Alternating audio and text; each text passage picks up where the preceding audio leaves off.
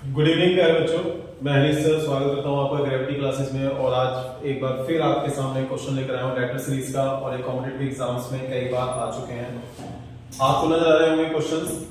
इसमें देखिए बहुत शॉर्ट ट्रिक्स आपको बताने वाला हूं, बहुत जल्दी तरीके से आप इसे सॉल्व करेंगे।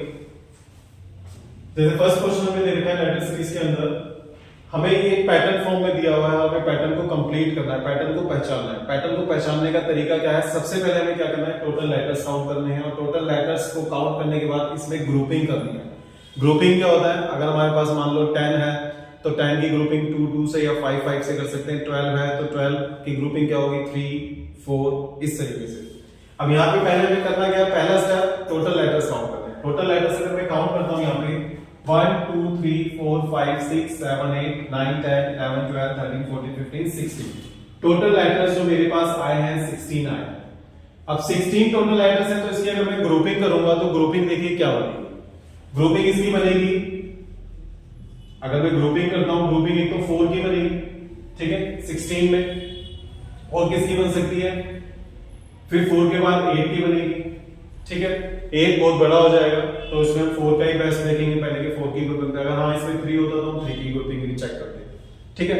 अब हम देखेंगे पहले 4 की ग्रुपिंग। 4 की ग्रुपिंग करने के लिए हम क्या करेंगे? पहले कोमा लगा देंगे 4 लेटर्स के बाद, फिर 4 लेटर्स के बाद कोमा, फिर 4 के बाद कोमा। अब हम देखेंगे पैटर्न एक रिपीट हो रहा है या नहीं हो रहा है। M dash O M, M dash M N dash M. देखो first letter M, last letter M पहले ग्रुप के अंदर। यहाँ पे भी first letter M, last letter M, ठीक है। फर्स्ट एंड लास्ट हमारे पास सेम आ गया। सेकंड में यहाँ पे एन है तो हम क्या करेंगे? ये वाला एन यहाँ पे लिख देंगे, तो एम एन ओ एम बन गया हमारा, एक ग्रुप कंप्लीट हुआ। अब यही देखेंगे यही वाला ग्रुप पीछे भी रिपीट हो रहा है।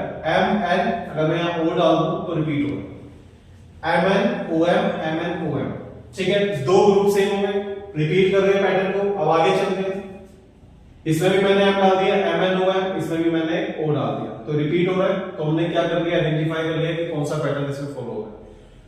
हमारे पास क्वेश्चन में ऑप्शन दिए जाएंगे, और ऑप्शन कैसे होंगे? हमने जो लेटर्स फिल किए हैं वही ऑप्शंस होंगे। जैसे पहले मैंने एन फिल किया है, उसके बाद मैंने ओ फिल किया है, उसके बाद एम फिल किया है, और उसके लास्ट में मैंने ओ फिल करा है।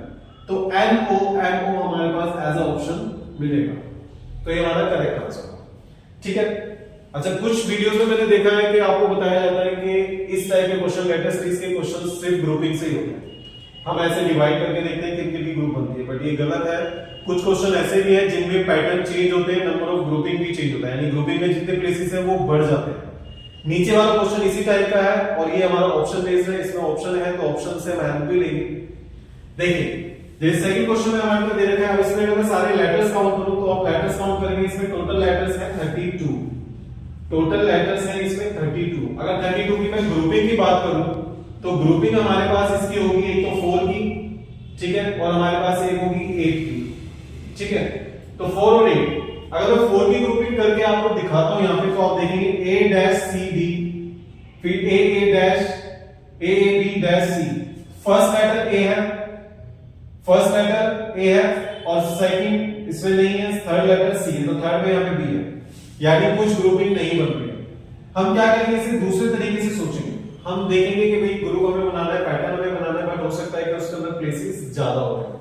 फॉर एग्जांपल अगर मैं देखो यहाँ पे इसे काट देता हूं तो ये A B C D एक सिंगल पैटर्न है, A B C D। दूसरे में अगर मैं देखूं डबल ए आ गया, डबल ए से हमें क्या मिल रहा है? हेल्प मिल रहा है, हमें हेल्प कर रहा है। डबल ए है तो मैं क्या कर सकता हूं? आगे डबल बी बना सकता हूं।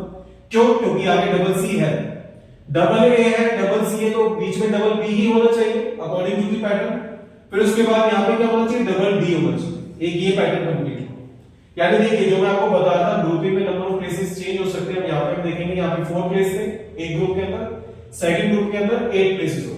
तो ये आपको ध्यान रखना है, एग्जाम में इस तरह के क्वेश्चंस आते हैं, आपको ये नहीं देखना कि सेम पैटर्न बन रहा है नहीं बन रहा है।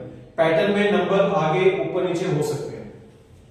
अब देखिए आगे बढ़ते हैं, आगे भी देखिए सेम बना हुआ है, double A double B double C double D complete, ठीक है। अब आगे देखिए डबल ए के बाद डैश दिया हुआ है, उसके बाद है ट्रिपल बी। ट्रिपल बी के बाद लास्ट में आप देखेंगे ट्रिपल डी नजर आ रहा है। इससे हमें क्या पता चल रहा है कि ए को जो है 3 बार लिखना है, बी को भी हमें 3 बार लिखना है।